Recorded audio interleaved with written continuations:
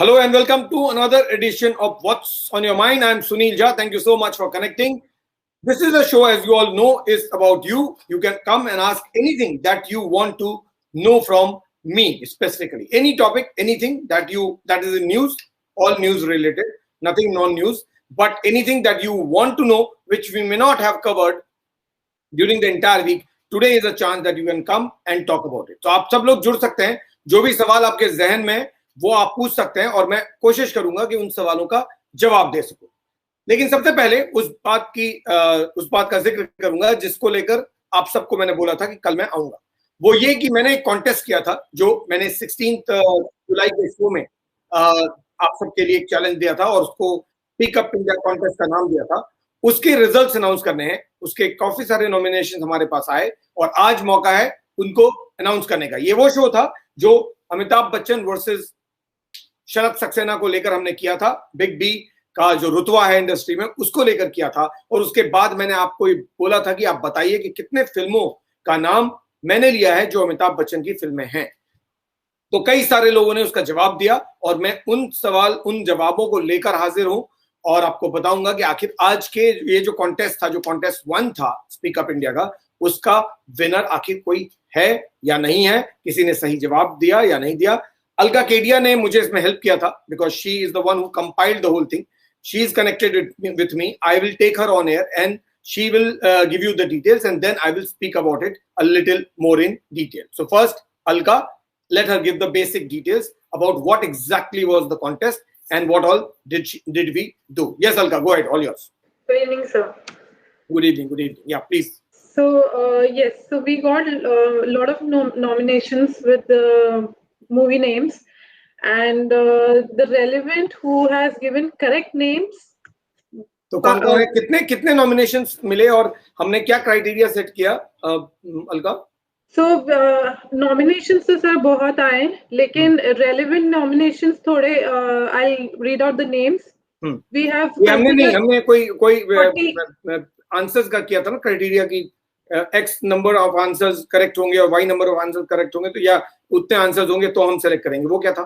Correct. So 40 to 45 movies के बीच में 40 to 50 के बीच में वी हैव सिलेक्टेड जिन के इस कैटेगरी में नेम्स फॉल किए हैं.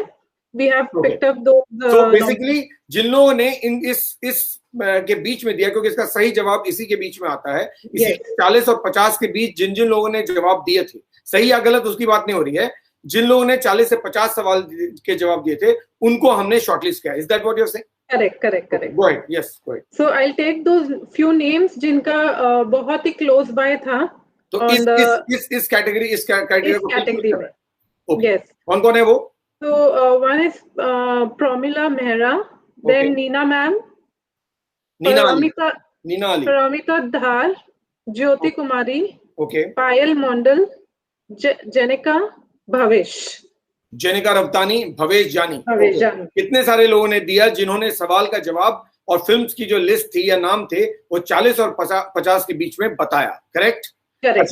इसके अलावा कोई और चीज और वो फिल्म के नाम कौन से हैं और फिल्म के नाम करेक्ट आंसर्स क्या थे ये सब भी बताइए थोड़ा. सर इसमें मैं एक और नाम ऐड करना चाहूंगी, अलका केडिया. आपका अपना. Yes, correct. So I'll read out the names quickly. What all the names were there? जिनका नाम लिया था हम लोगों ने शो में. Yes. बताइए. So first मैं ये बताऊंगी कि कितने नाम थे टोटल. ठीक है, okay. There were 45 in total. So यानी मेरे नरेशन में मैंने 45 फिल्मों का नाम ले डाला. Yes. My God, not bad. It was good. Amitabh Bachchan की फिल्में इतनी ज्यादा है कि वो शायद कम थी. मुझे और भी फिल्मों के नाम डालने चाहिए थे. But 45. Yes. Okay, I'll start with all the movies names. The first was Shahenshah.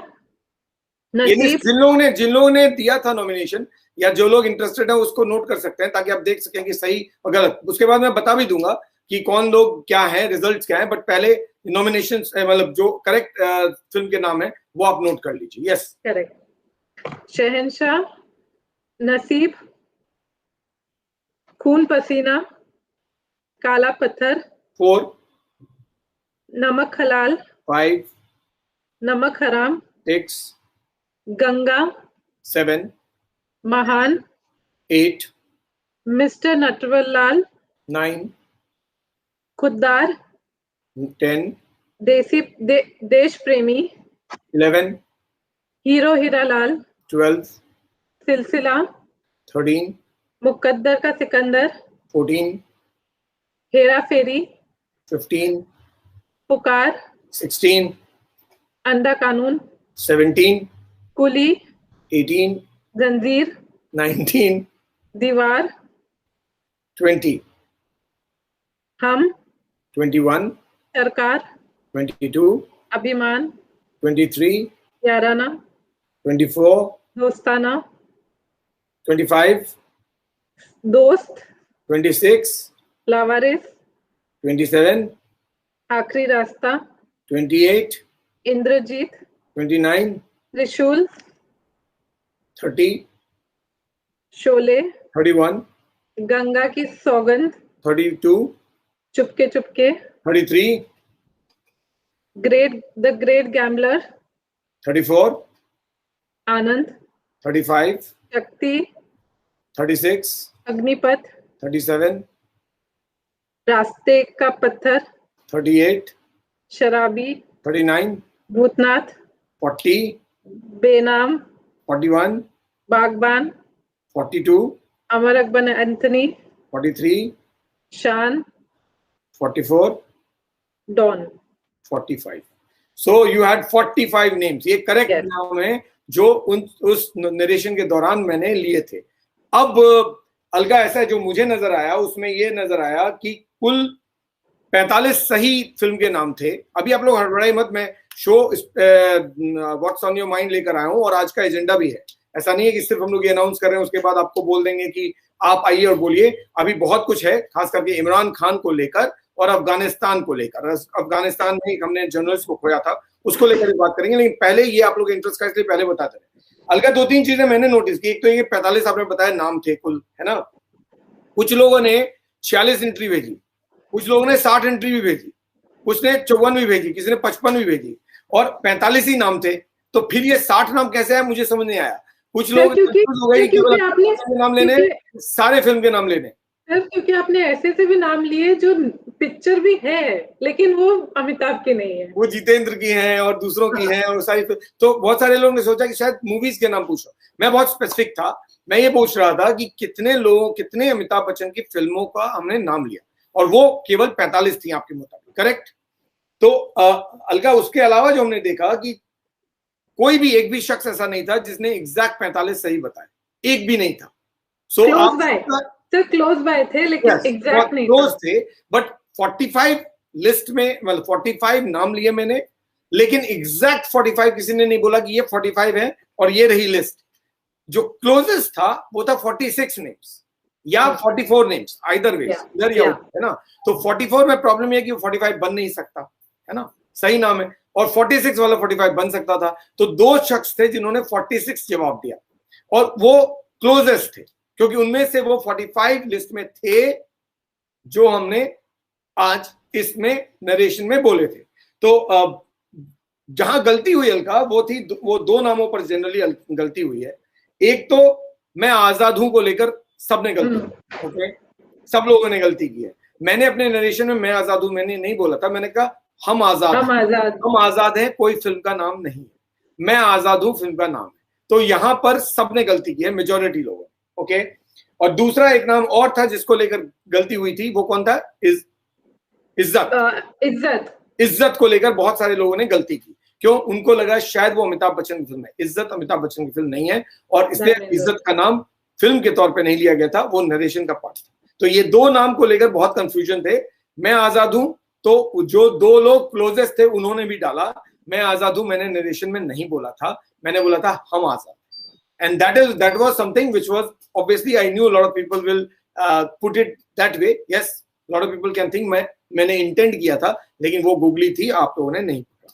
Anyway, तो जो लोग जो थर्ड और फोर्थ हुए, पहले उनकी बताया तो मैं, जिन लोगों ने थर्ड बेस्ट परफॉर्म किया था, वो थर्ड बेस्ट परफॉर्मेंस करने वाली तो अलका ही है. उन्होंने 43 सही जवाब दिए थे. शी वाज द थर्ड, मतलब second runner up, you can call it. जो 44 जिसने सही जवाब दिए वो पायल थी, पायल मंडल। उन्होंने 44 जवाब सही दिए। Alka, if I am wrong please correct me, because no, Payal is correct. अगर मैं गड़बड़ कर रहा हूँ तो फिर गड़बड़ होगा, इसलिए because I am keeping you there so that you certify. So 43 नाम्स करेक्ट अलका ने लिए। She was confident that she has got it right, but she did not. She included Izzat as a movie and also एक और नाम जो 2 गलत हो गए। So despite putting 45 names, she lost it. So she got 43 right. Payal Mandal got 44 right. She missed it by 1. है ना, एक गलत था वो। I think कोई एक जगह गलती कर दी थी पायल ने। किस नाम पे गलती की थी पायल ने? Any idea?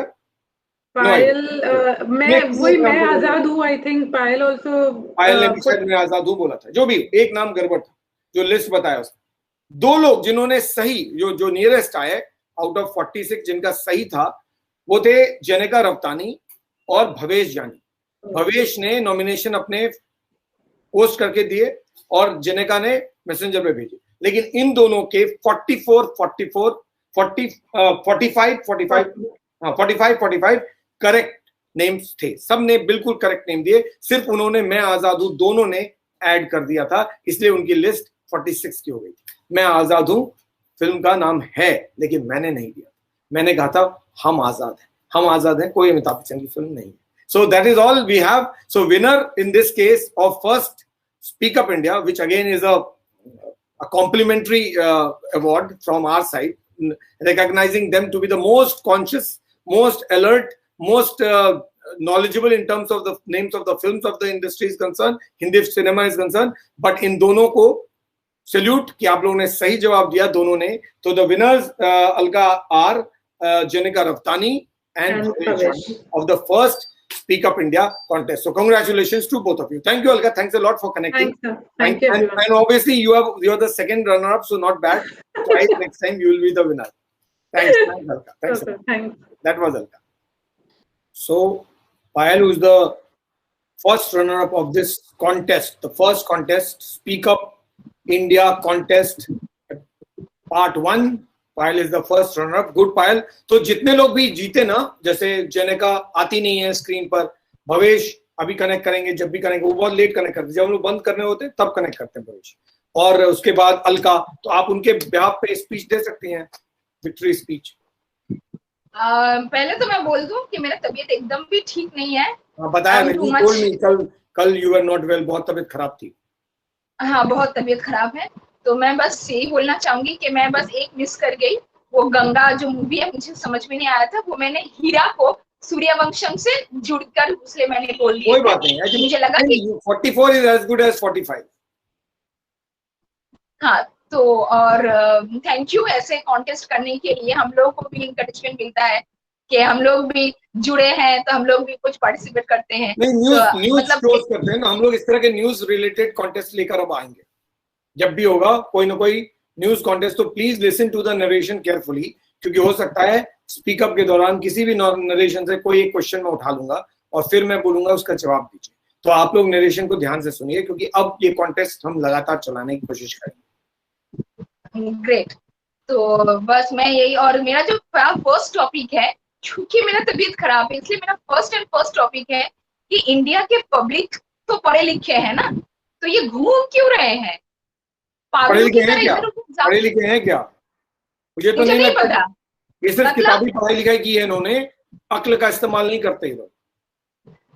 मतलब समझ में नहीं आ रहा है कि लोग जब चले जाते हैं, जब इतने लोग अपने अपनों को बिछड़ जाते हैं, कि पता नहीं कितने कुछ हो गए हैं सेकेंड वेव में, अभी भी उन लोगों को लगता है कि थर्ड वेव आए, हम लोग किसी और को खो दे, उसके बाद समझ में आएगा क्या?